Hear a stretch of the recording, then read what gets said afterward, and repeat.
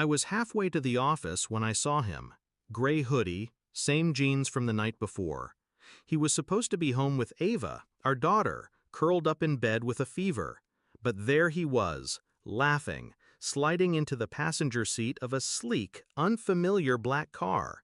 The woman driving? Red lipstick, bare shoulders.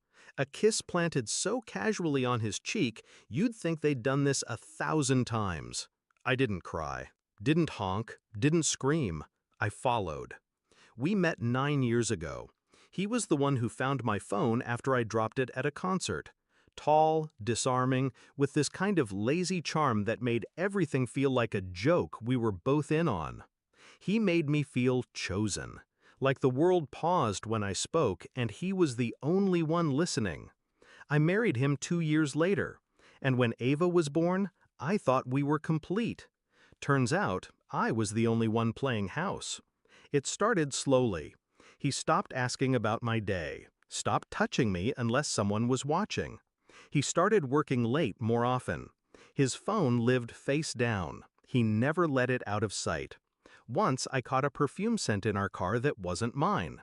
He said I was being paranoid, and for a while I believed him. Because I wanted to believe him, because I needed the lie more than I could face the truth. Until that morning. Until I followed him. They pulled into a high-rise condo 20 minutes away. I parked half a block down, turned off the engine, and watched them disappear into the elevator. I waited. 10 minutes. Then 20. Then I got out. I walked straight into the building like I belonged. The front desk guy didn't even blink. They were on the 11th floor. I rode the elevator with my heart pounding like a war drum, but my face? Still, because something had snapped. I didn't knock. I waited outside until I heard laughter behind the door. His laugh. Hers. Something inside me calcified. I turned around, didn't make a scene, didn't break down. I went home to Ava and started planning. The first thing I did was call a lawyer. Not for divorce. Not yet. I needed information first. Leverage. I hired a PI. Professional. Quiet. Brutal with details. 2 weeks later, I had photos, names, dates, even receipts. Turns out he wasn't just cheating. He was moving money from our joint savings into a private offshore account under her name. She wasn't just his mistress, she was his co-conspirator. I spent the next month making moves. I documented everything, took screenshots, downloaded bank statements, recorded conversations when he forgot I was even in the room.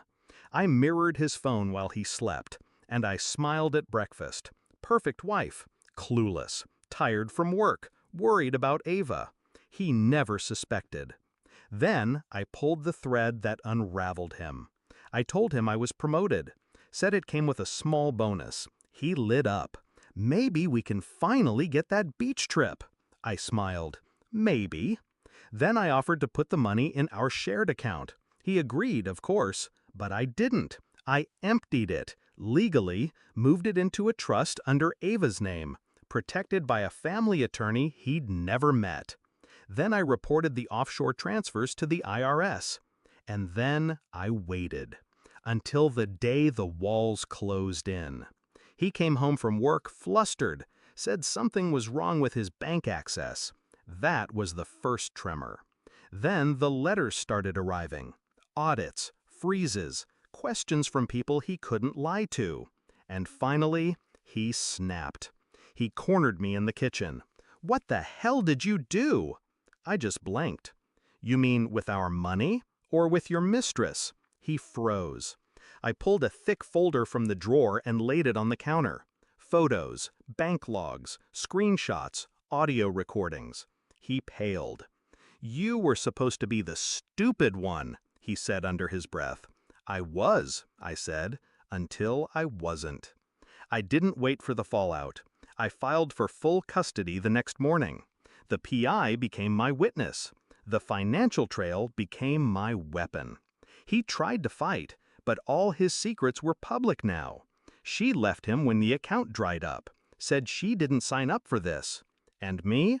I walked into that courtroom calm, collected, and wearing the same gray dress I wore the day I followed him. People always talk about heartbreak like it ends you, but I didn't break. I sharpened. Now I wake up every morning to the sound of Ava's laugh. No tension, no secrets, no pretending. He sees her once a month, supervised. And every time he looks at me, there's that flicker, that split second where he realizes he tried to play me, and I let him until it was my turn, and I ended the game.